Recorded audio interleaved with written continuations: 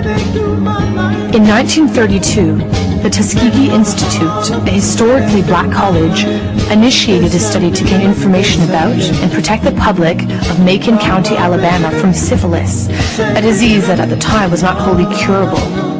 They would take 400 black men with syphilis and 200 without, and for 6 months expose them to contemporary treatments, including salvarsan, ointments made of mercury and bismuth, which was somewhat effective but quite toxic.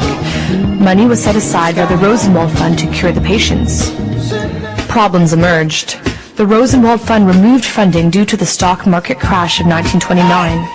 It was thought that the experiment would end. However, the doctors of the study decided to make it a prospective study to see what exactly happens to a person when they are not treated for syphilis. Most of the participants of the study were poor black sharecroppers, many illiterate. Throughout the study, they were told that they were being cured for syphilis when often they were receiving nothing at all.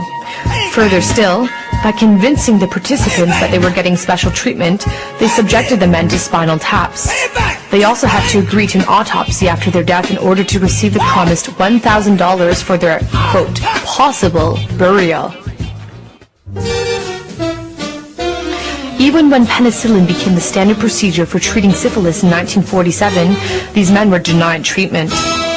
The study ended when Peter Buxton, a venereal disease investigator, raised moral issues with the experiment. The Center for Disease Control rejected his claims and decided to continue the study until all the men had died and been autopsied. When Buxton went to the press in 1972, the study finally ended.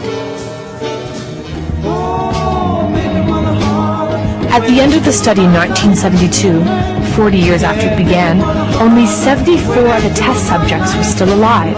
28 of the men had died directly of syphilis. 100 were dead of related complications. 40 of their wives had been infected. And 19 of their children had been born with congenital syphilis.